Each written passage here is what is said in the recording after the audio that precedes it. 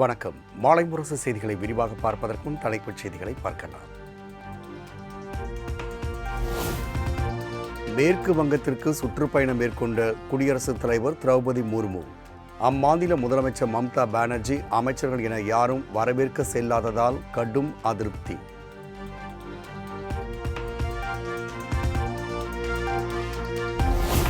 மேற்கு வங்கத்தில் தாம் பங்கேற்ற நிகழ்ச்சியில் குளறுபடிகள் இருந்ததாக குடியரசுத் தலைவர் திரௌபதி முர்மு பேச்சு. மம்தா பானர்ஜி தன்னை நேரில் வரவேற்காவிட்டாலும் அவர் தனக்கு சகோதரிதான் எனவும் கருத்து.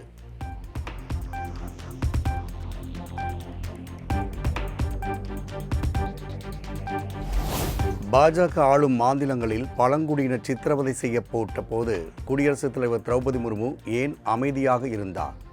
பாஜக பேச்சை கேட்டு அரசியல் செய்ய வேண்டாம் என குடியரசுத் தலைவருக்கு மம்தா பானர்ஜி கண்டனம்.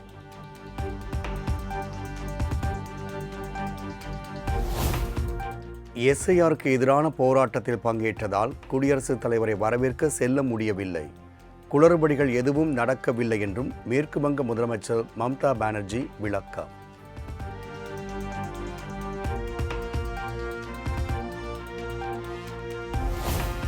குடியரசுத் தலைவரின் மேற்கு வங்க பயணத்தின் போது விதிமுறைகள் மீறப்பட்டதாக குற்றச்சாட்டு.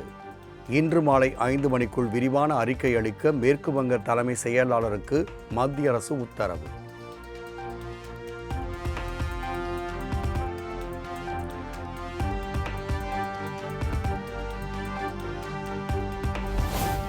மேற்கு வங்கம் சென்ற குடியரசுத் தலைவர் திரௌபதி முர்முவை அம்மாநில முதலமைச்சர் மம்தா பானர்ஜி வரவேற்காததற்கு எடப்பாடி பழனிசாமி கண்டனம். அரசியல் அமைப்பு அலுவலகங்கள் வெறும் சடங்கு சின்னங்கள் அல்ல என எக்ஸ் தளத்தில் சாடல்.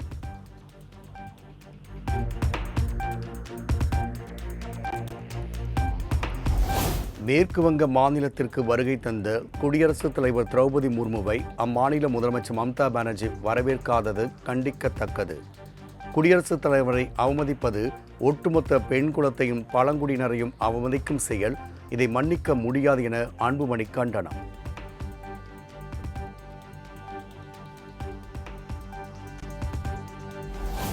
தடைகளை தகர்த்தெறிந்து தொடர்ந்து முன்னேறுங்கள் என முதலமைச்சர் மு.க.ஸ்டாலின் மகளிர் தின வாழ்த்து. உங்களது பயணத்தின் ஒவ்வொரு அடியிலும் உடன் நிற்க நமது திராவிட மாடல் அரசு இருப்பதாக உறுதி.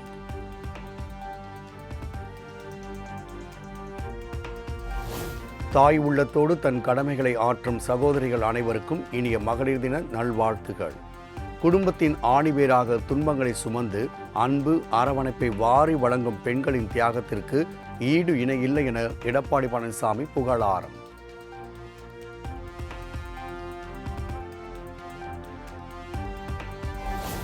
சேலத்தில் அதிமுக சார்பில் மகளிர் தின கொண்டாட்டம். மகளிர் அணி நிர்வாகிகளோடு கேக் வெட்டி கொண்டாடிய கட்சியின் பொதுச் செயலாளர் எடப்பாடி பழனிசாமி.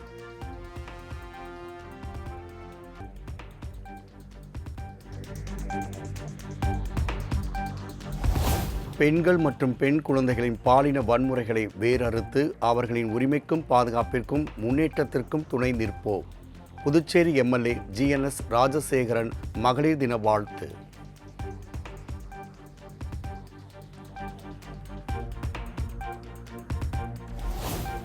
உலக மகளிர் தினத்தை ஒட்டி உதயநிதி ஸ்டாலின், நயினா நாகேந்திரன், செல்வ பெருந்தகை உள்ளிட்ட அரசியல் கட்சி தலைவர்கள் வாழ்த்து. சீமான், டிடிவி தினகரன், அன்புமணி, கமல்ஹாசன் உள்ளிட்ட பலரும் வாழ்த்து.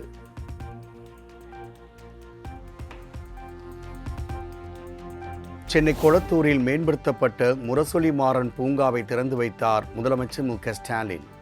மறைந்த முன்னாள் முதலமைச்சர் கருணாநிதி நூற்றாண்டு நாணயம் நினைவு தூணையும் திறந்து வைத்தார்.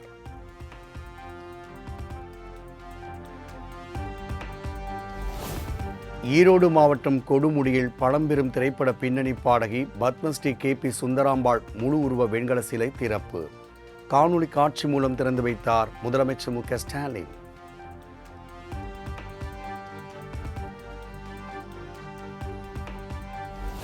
ஒவ்வொரு கட்சி தலைவர்களும் அவரவர் விருப்பப்படி தேர்தல் அறிக்கையை வெளியிடுகின்றார்கள் என இபிஎஸ் பேட்டி. தவேக தலைவர் விஜய் அளித்த வாக்குறுதிகள் குறித்த கேள்விக்கு பதில்.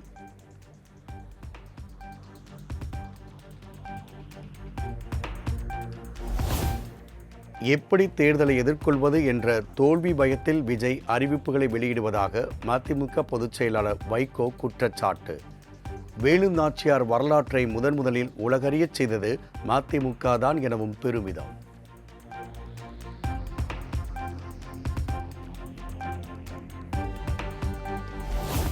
சென்னை சத்தியமூர்த்தி பவனில் மாநில நிர்வாகிகளுடன் காங்கிரஸ் தேர்தல் பார்வையாளர் முகுல் வாஸ்னிக் ஆலோசனை. திமுக கூட்டணியில் 28 தொகுதிகள் ஒதுக்கப்பட்டுள்ள நிலையில் எந்தெந்த தொகுதிகளில் போட்டியிடலாம் என்பது குறித்து மேற்கொண்டதாக தகவல்.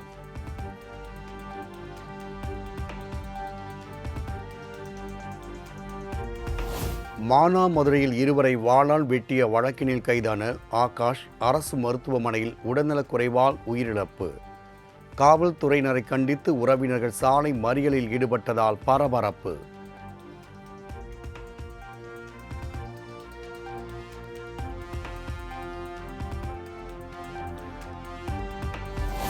தனது மகனை காவல்துறையினர் அடித்தே கொன்றுவிட்டதாக உயிரிழந்த கைதி ஆகாஷின் பெற்றோர் பரபரப்பு குற்றச்சாட்டு. உரிய நடவடிக்கை எடுக்கும் வரை தனது மகனின் உடலை வாங்கப் போவதில்லை எனவும் கண்ணீர் மல்க பேட்டி.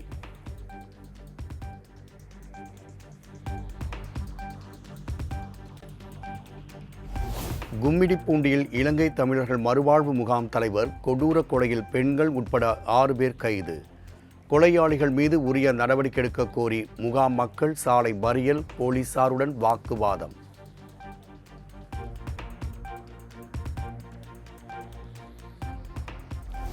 வார விடுமுறை மற்றும் சுப முகூர்த்த தினத்தை ஒட்டி திருத்தணி சுப்பிரமணிய சுவாமி கோவிலில் அலைமோதிய பக்தர்கள் கூட்டம். மலைக்கோவில் முதல் மலை அடிவாரம் வரை ஏற்பட்ட போக்குவரத்து நெரிசலால் பக்தர்கள் கடும் அவதி.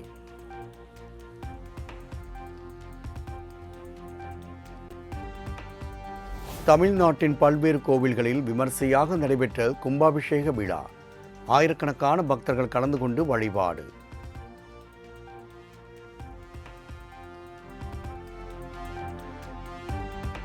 திண்டுக்கல் நத்தம் மாரியம்மன் கோவிலில் மாசி மாத பெருந்திருவிழா கோலாகலம். 1000க்கும் மேற்பட்ட பக்தர்கள் பால்குடம் எடுத்து நேர்த்திக்கடன் செலுத்தி வழிபாடு.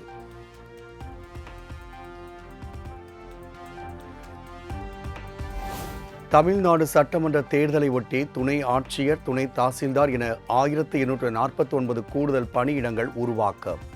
தமிழ்நாடு தலைமை தேர்தல் அதிகாரி அர்ச்சனா பட்நாயக் அரசாணை வெளியீடு.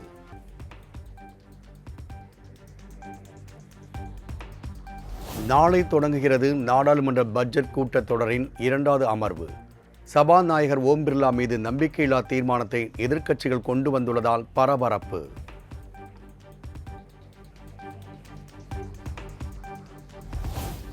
மேற்கு வங்கத்தில் 10ஆம் வகுப்பு வரை முடித்திருந்தால் மாதம் 1500 ரூபாய் வழங்கப்படும். தேர்தல் தேதி அறிவிக்கப்பட உள்ள நிலையில் மேற்கு வங்க முதலமைச்சர் மம்தா பானர்ஜி அறிவிப்பு.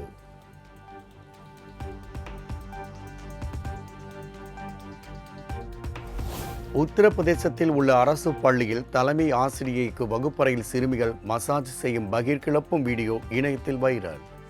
கல்வி மற்றும் ஒழுக்கத்திற்கான ஒரு இடத்தில் இதுபோன்ற நடத்தை தண்டனைக்குரியது என பொங்கி எழுந்த பெற்றோர் மற்றும் பொதுமக்கள்.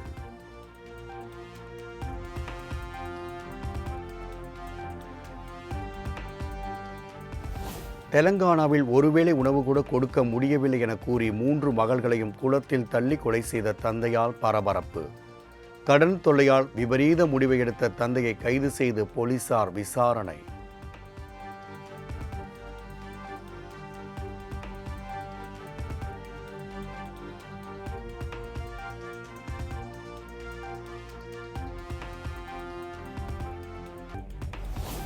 ஈரானில் இதுவரை தாக்குதல் நடத்தாத பகுதிகளை குறிவைத்து தாக்குதல் நடத்தப்படும் என அமெரிக்க அதிபர் ட்ரம்ப் எச்சரிக்கை. கச்சா எண்ணெய் தட்டுப்பாடு, பெட்ரோல் விலை உயர்வு ஏற்பட்டாலும் ஈரானை அழிப்பதே எங்கள் இலக்கு எனவும் திட்டவட்டம்.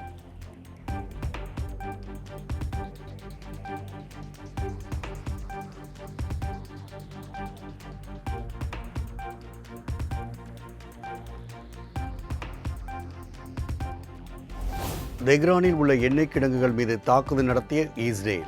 விண்ணை முட்டும் அளவுக்கு கரும்புகை எழுந்ததால் மக்கள் அதிர்ச்சி.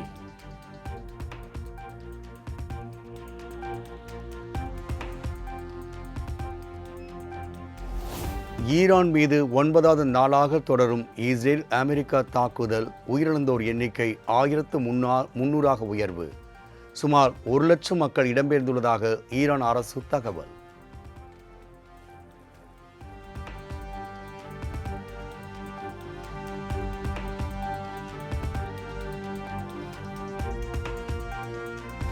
T20 உலகக்கோப்பையை கைப்பற்றப் போவது யார்?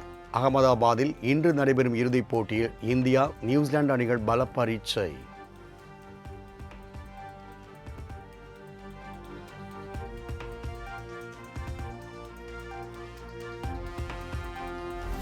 பேயை பார்த்து பயப்படுவதை விட இப்போது ஏஐயை பார்த்து பயப்பட வேண்டி உள்ளது. சென்னையில் நடைபெற்ற சைபர் கிரைம் விழிப்புணர்வு பேரணியில் நடிகர் சந்தானம் பேச்சு.